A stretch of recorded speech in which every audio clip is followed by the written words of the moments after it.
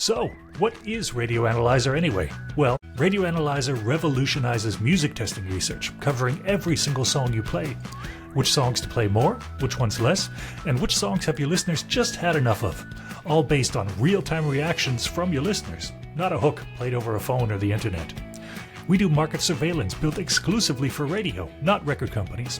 With a portfolio of up to 700 stations worldwide, you can check out the competitors' rotations, new song ads, or the entire makeup of their library.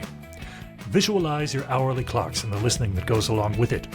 Zoom into a minute-by-minute level of listener reactions and the content that helps and hurts you.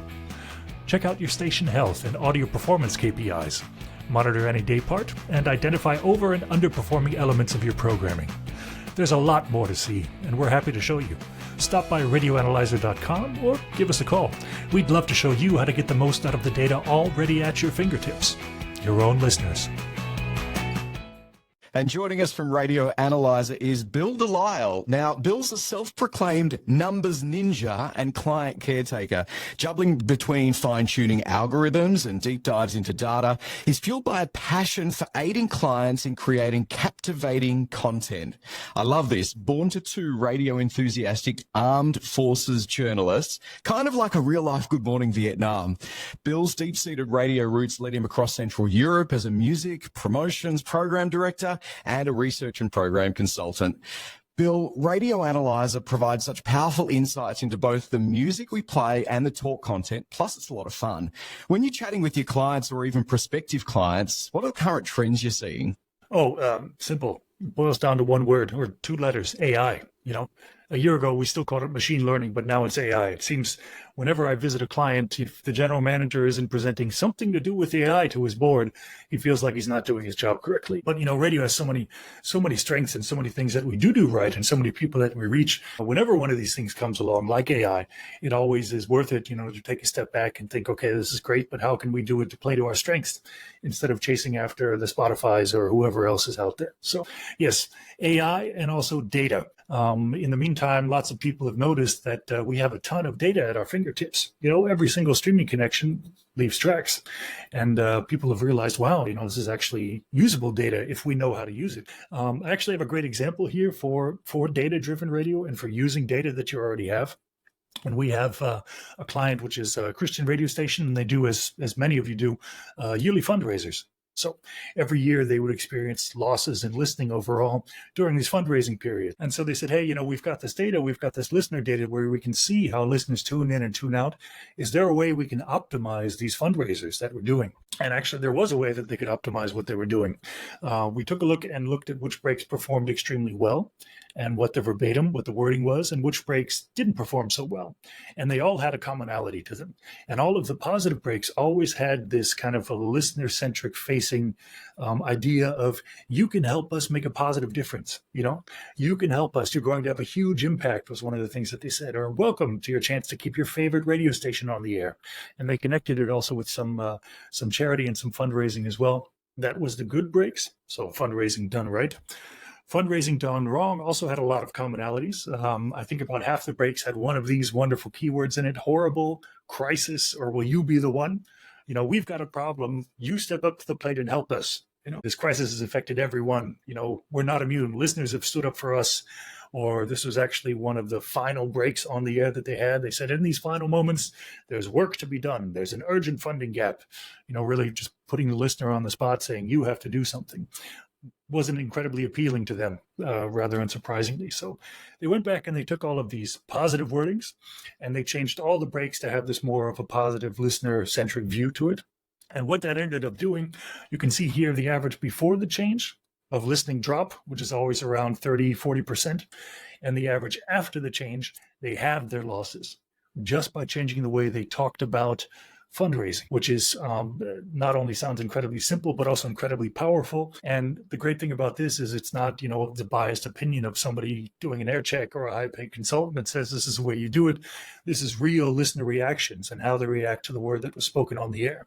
So this is a really, really great example of how you can use that digital data that's already at your fingertips. So AI done right, content testing. This is AI right now. Everybody's running after it. And I think the biggest trend that probably all of us here in this room have seen up until now is, how can I get AI to sound like a person?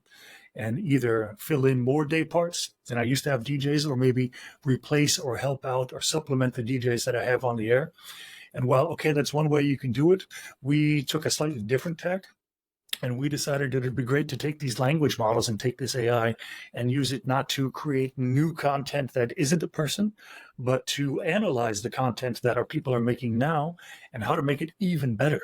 And this is one of the tools that we do to use it. This is what we call content distribution or content testing. And what the AI does is it will listen to every single break that's played on the station and write a quick synopsis of it. You can see down here, in this radio segment, the host discuss about morning fitness, and it will pull keywords out of that break. And so down here, you can see this is the challenges of jogging and morning fitness activities and so on.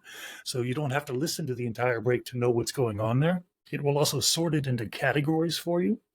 So in this case, it sorted it into lifestyle, jogging in the morning, that's a lifestyle choice. They also had talks with listeners, and they finished the break with just a music bit here talking about Harry Styles and Blue. So right away, without listening to anything, you know what's in there, you know what category it's in. And here up top, you can see in yellow the amount of that type of content you have on the air, on the station. So just as an example, 44% of their breaks, they had talks with listeners, and 28% there was entertainment. And then the blue next to it is how well that type of content performed for that time frame. So it's a very quick and easy. I mean, I used to do this by hand back in the olden days, and doing this would have taken me 3 weeks. And now we have an AI that does it with a click, and it's done in 10 seconds. So it's powerful. It's crazy. Bill, this is incredible, just how technology has evolved to give us insights that we never, ever had to help us make our content even better. Question for you, what practical applications are there, and how would you use this to take action at your radio station? I have an example from a client just a few weeks ago, where they had a morning show that wasn't quite performing at the level that they wanted to. And, the morning show sounded fine. It sounded nice. It was pleasant. It had all of the components in it that you think you would have. But if we look at their content distribution here, a few things pop up. First and foremost, for a morning show on an adult station, normally there's bound to be some element of like fun and laughter and having a good time and so on, unless it's purely a news-focused morning show. And here you can see their laughter and fun value is only 12%. Only 12% of the breaks are people having fun when they listen to that station, which is not a lot. Also in the market that they were working in, they could compare to some other stations and see how they perform on par with them. And you can see here really becomes clear. This first column is the first station where they had the problem. So for this station, very quick and very simple, they said, look, next half year, we want to get this value for fun up to 20%, and we want to start raising some of, the entertainment and the pop culture content on the rest of the station. So it's a very concrete, very measurable goal for them that they have for the next 6 months. That's not based on, somebody's feeling of the intangibles, but just a very unbiased AI that goes in there and takes a look at, what's going on and what you're doing. This is super great for our shows. I'm wondering that given the foundation of radio as being creativity and theatre of the mind, is there a way we can look at the performance of benchmarks or maybe at promotions to see what type of content performs best? Yeah, absolutely. Taylor Swift seems to be on everybody's mind nowadays, not just Travis Kelce and the other people watching the Super Bowl, but the stations as well, because their tour is sold out pretty much everywhere. And a lot of stations managed to get some of the tickets for these sold out concerts. And so this station decided they wanted to do a giveaway. And right here, you can see this black line is what average listening should be. This is the Friday of the payoff from 6 in the morning to 6 in the evening. And this yellow line is how listeners actually listened on that day. So for this payoff here, the big green arrow, you can see that listening was very much above average for them. But for the rest of the day, it just sunk below where it should have been. And you think, okay, well, Taylor Swift is so popular and obviously this payoff worked well. Why is everybody then gone?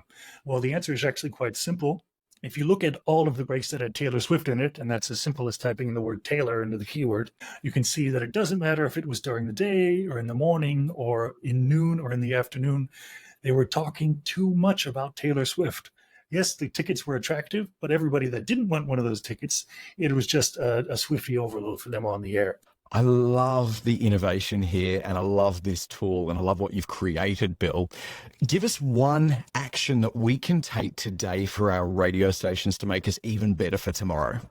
Very simple, and it's use the data.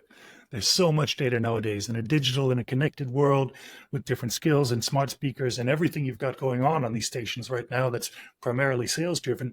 There's a ton of data there that you can use for programming. You just need to harness it and put it into some kind of form that you can read, whatever the tool is that you use to do that. But the data is there for your taking. Take it, use it, and find the best way to make better radio, Bill, thank you so much for joining us today. It's been such a wealth of information, and thanks so much for innovating on behalf of the industry. Absolutely. My pleasure, Jared. I love this. And, if anybody thinks that this is interesting, what we're doing, they'd like to see more of what we do, or even have a play with some live data on a real radio station, we can get you set up with a test account. Just feel free to reach out. We're happy to have a chat.